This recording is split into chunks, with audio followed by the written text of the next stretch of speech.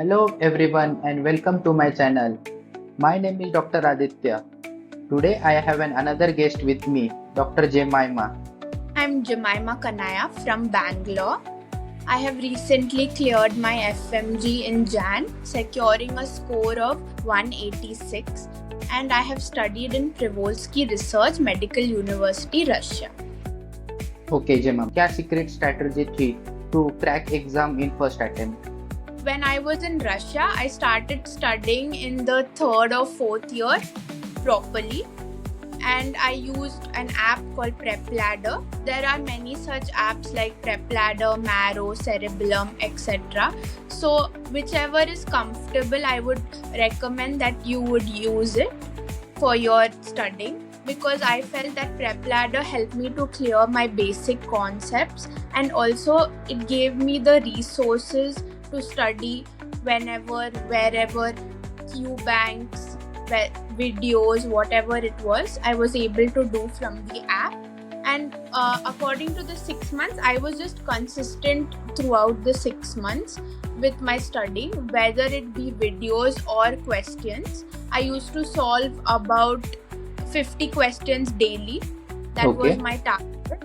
So I would recommend for those who are planning to give FMG that you would start early so your concepts are clear, and when you come, the 6 months will just be a revision period for you. Okay doctor जेमा, जो बच्चे अभी first second year में नहीं तो fourth fifth year में, उन student ने क्या करना चाहिए ताकि वो भी आपके जैसे फर्स्ट अटेम्प्ट में एफएमजी क्लियर कर पाए?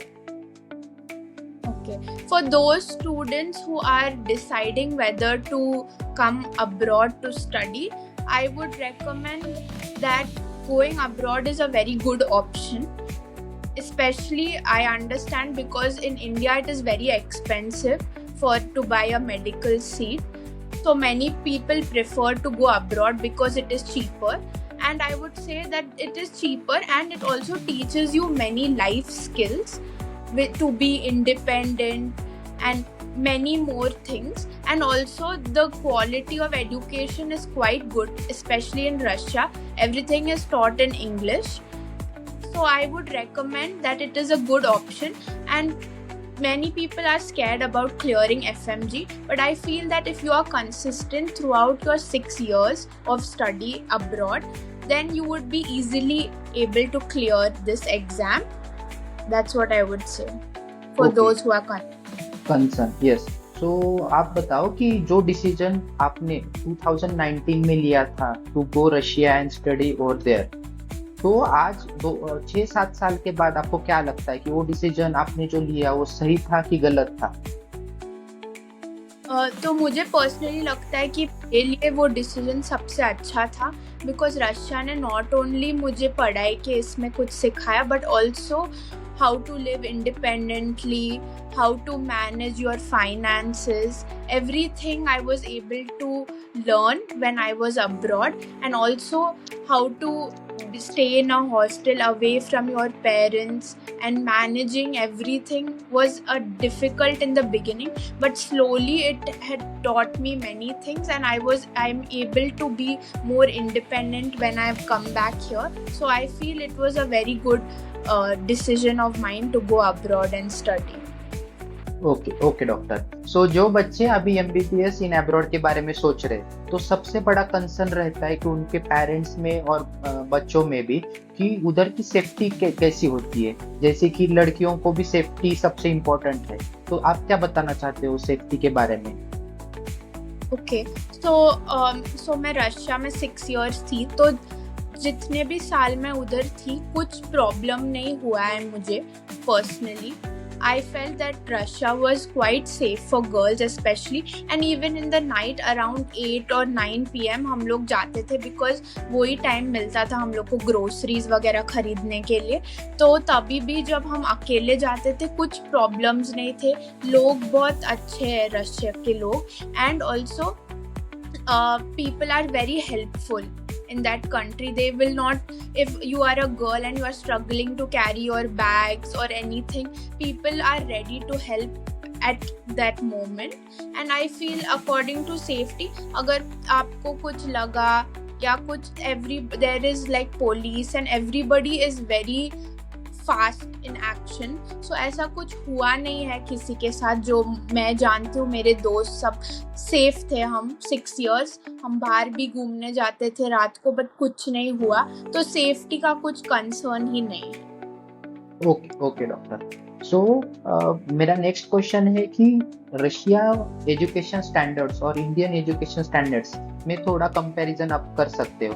तो आपको क्या लगता है कि रशियन एजुकेशन स्टैंडर्ड्स कैसे है, उधर के टीचर कैसे सिखाते हैं और उधर का टीचिंग का लैंग्वेज क्या है?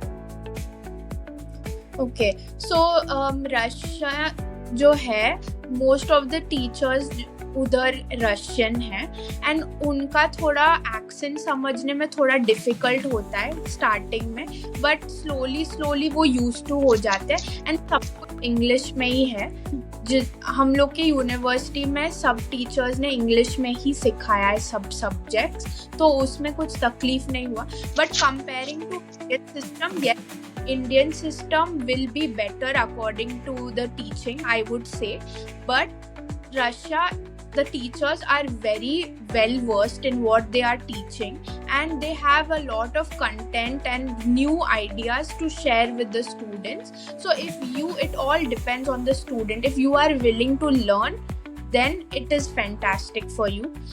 So wherever you go, it is you have to be eager to study and take all the resources which are handed to you. So I would say it is completely individual पे. जो भी opportunity आपको मिल रहा है आपको लेना चाहिए. जिधर भी इंडिया में भी एजुकेशन बहुत अच्छा है, रशिया में भी I would say they teach very well. Okay doctor. तो क्लिनिकल एक्सपोजर में आप जब आते हो तो पेशेंट्स के साथ बात करना, नहीं तो फिर पेशेंट से इंटरैक्ट करना, तो उस बारे में आप क्या बताना चाहते हो? तो personally according to me, Russia में इट वाज थोड़ा डिफिकल्ट पेशेंट्स के साथ बात करना, बिकॉज वो रशियन लैंग्वेज सीखना पड़ता है उसके लिए. बट आप अगर you are consistent for those 3 years in which they teach you Russian and you learn all the basic medical language, you will be able to communicate. The thing is that you have to keep talking in the language so that it will be easy for you to communicate with patients. India में थोड़ा easy है because हम लोग को बचपन से वो language का आदत है. रशिया में जाके थोड़ा difficult होता है because language सीखना सब पड़ता है. But clinically दोनों जगह अच्छे हैं एक्सपोजर के लिए, बस लैंग्वेज का थोड़ा प्रॉब्लम.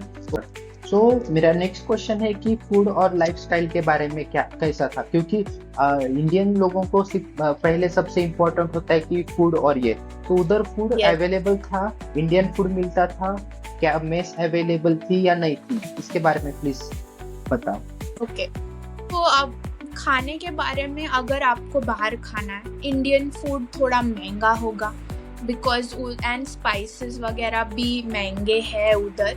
तो मैं रेकमेंड करूँगी कि आप अगर कुक कर सकते हो तो you can cook, because all vegetable सब कुछ मिलता है मार्केट में. आपको बस वो खरीद के लाना है. दाल भी मिलता है, राइस भी मिलता है, सब कुछ उधर अवेलेबल है सुपरमार्केट में. बस स्पाइसेस आप इंडिया से कैरी कर सकते हो और थोड़े लाइक चिल्लीज, करी लीव, जो भी आपको लगेगा आप लेके जा सकते हो. और कुकिंग के हिसाब से डिपेंड्स इंडिविजुअल्स पे. सम पीपल के लिए इजी है, अच्छा लगता है, बट थोड़े लोग के लिए डिफ़िकल्ट पड़ता है. बट आपको अगर बजट में भी रहना है तो मैं बोलूँगी कि cooking is the best option and bringing how many ever things you can from India to make your life easy उधर. ओके. सो आपका रेकमेंड है कि आप खुद बना सकते हो, जो कि अफोर्डेबल भी होगा और आपके हिसाब से जो कुछ पसंद है वो खुद बना सकते हैं, बराबर. तो नेक्स्ट क्वेश्चन है कि उधर जैसे कि रशिया में वेदर बहुत ठंडी वाला होता है, -30 तक भी जाता है, -15 भी होता है. तो उसको टैकल करने के लिए आप कैसे करते थे? क्लास तो जाना पड़ेगा, नहीं तो डेली रूटीन्स तो करना पड़ेगा, तो उसको आप कैसे मैनेज कर सकते हैं? तो फर्स्ट ईयर में थोड़ा डिफ़िकल्ट होगा बिकॉज हम लोग को आदत नहीं है ऐसे वेदर में जाने. So it will be difficult. But I would recommend कि इधर से कुछ मत लेके जाओ, बिकॉज इधर से जो भी जैकेट्स वगैरह आप लेके जाते हो उधर कुछ यूज नहीं आता है, बिकॉज उधर के क्लाइमेट के अकॉर्डिंग वो लोग उधर बनाते हैं जैकेट्स। सो उधर से ही खरीदो, एंड जितना लेयर्स आप पहन सकते हो विंटर में वो बहुत अच्छा होगा। कि जो स्टूडेंट्स अभी उधर जा रहे हैं, नहीं तो जो लोग है उधर, तो उनको एक आइडिया होने के लिए कि पूरा बजट क्या लगेगा, पूरा साल का बजट नहीं तो पूरा मंथ का बजट, तो आपका डेली एक्सपेंस मतलब मंथ एक्सपेंसेस कैसे थे? ओके, सो स्टार्टिंग में जब हम लोग गए थे तभी इतना एक्सपेंसिव नहीं था, तो 10,000 में मैनेज करती थी मैं 1 month with all include everything, travel, food, सब कुछ। एंड मैं खुद से कुकिंग करती थी, ऐसा ज़्यादा बाहर तो। बट अगर बीच बीच में आउटिंग्स वगैरह करना है फिर भी मैनेज हो जाता था 10,000 में। बट जैसे मैं 6th ईयर में गई, थोड़ा इन्फ्लेशन वगैरह हुआ था, तो 15,000 लग रहा था per month. Okay, so my last question is कि आप जो लोग अभी MBBS करना चाहते हैं उनको एक आप एडवाइस क्या करना चाहोगे?